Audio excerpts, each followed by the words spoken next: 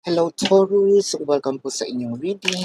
So this is for Taurus June 28th to June the 30th.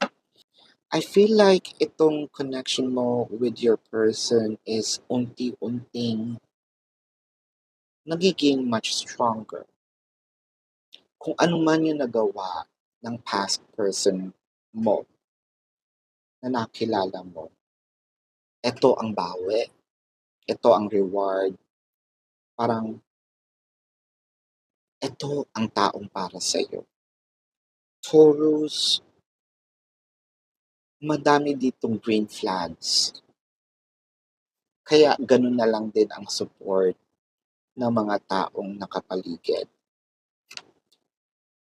Honesty,